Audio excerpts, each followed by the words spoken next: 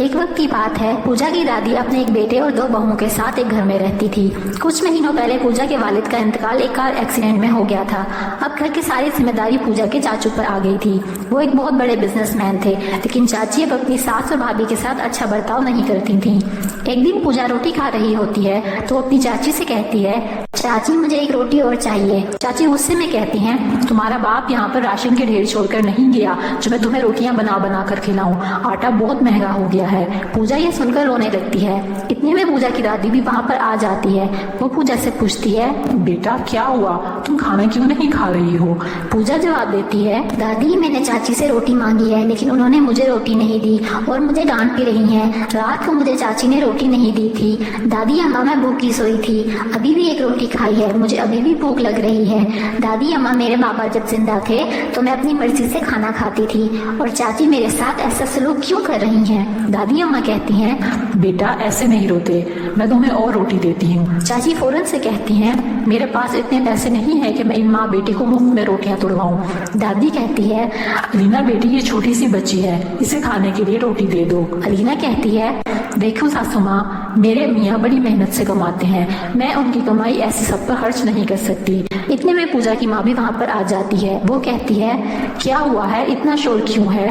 पूजा तुम क्यों रो रही हो? अलीना कहती है, इन माँ बेटी को तो अब फ्री में बैठकर खाने को मिल गया है। अगर इतना ही ज्यादा खाना है तुम लोगों ने तो जाओ काम करके आओ।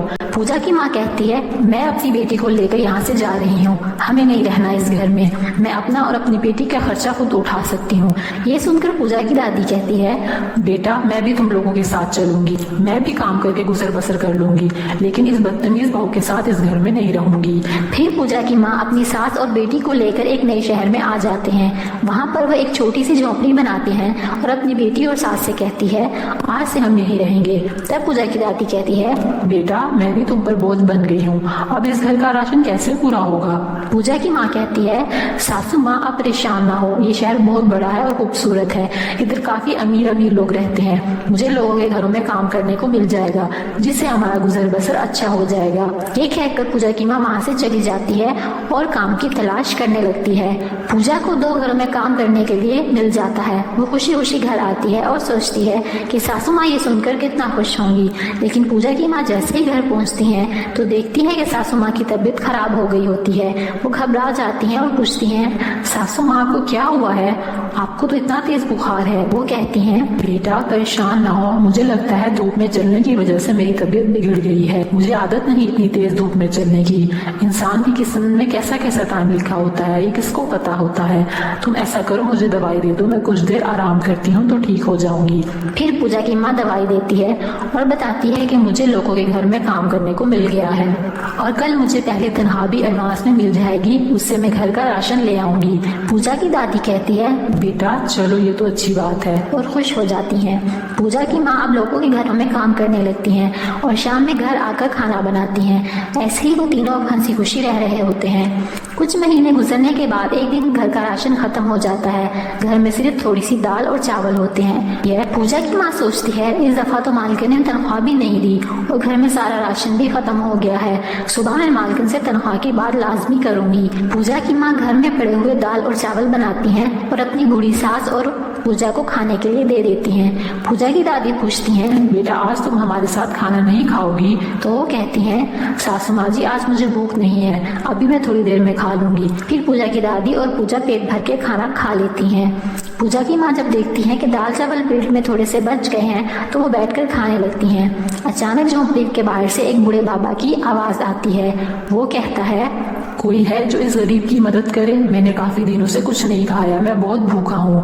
पूजा की माँ एक नरम दिल खातून होती हैं। वो जैसे ही बूढ़े बाबा की आवाज सुनती हैं तो दरवाजे के पास आती हैं और कहती हैं, बाबा जी आप अंदर आएं और खाना खा लें। बूढ़े बाबा बात सुनकर खुश हो जाते हैं और अंदर आ जाते हैं। पूजा की माँ दाल चावल डालकर उनको दे देती हैं जो इसने अपने लिए रखे होते हैं। वो बाबा दाल खाकर बहुत खुश होते हैं और पूजा की माँ को दुआ देने लगते हैं। फिर वो अपनी जेब से दरख्त के बीज का एक पैकेट निकालकर पूजा की माँ को देते हैं और कहते हैं, बेटा इसे तुम अपने घर के सामने वाली जगह पर लगा दो, इससे तुम्हारी सारी मुश्किलात हल हो जाएंगी। पूजा की माँ बाबा जी से वो पैकेट पकड़ लेती हैं। जैसे ही बाबा जी वहाँ से जाते हैं वो उस पैकेट को निकालकर अपने घर के सामने लगा देती हैं। सुबह होते ही पूजा की माँ देखती हैं वहाँ एक काफी बड़ा दरख्त लगा हुआ होता है। वो ये देखकर काफी परेशान हो जाती हैं और सोचती हैं, एक ही रात में इतना बड़ा दरख्त कैसे लग गया, ये कोई जादुई दरख्त है। अभी पूजा की माँ ये सब सोच ही रही होती हैं कि दरख्त से एक आवाज आती है, तुम परेशान मत हो, मैं एक जादुई दरख्त हूँ और तुम्हारी हर मुश्किल हल कर दूंगा। ये सुनकर पूजा की माँ हैरान हो जाती हैं। दरख्त से फिर आवाज आती है, तुम बताओ तुम्हें क्या चाहिए। पूजा की माँ कहती है, मेरे घर में खाने के लिए कुछ नहीं है, सारा राशन खत्म हो गया है, क्या तुम मेरे घर में राशन दे सकते हो। दरख्त से आवाज आती है, अभी देखो मैं किस तरह तुम्हारा घर भर देता हूँ। फिर कुछ ही देर में खाने पीने का सामान सारा पूजा के घर में आ जाता है।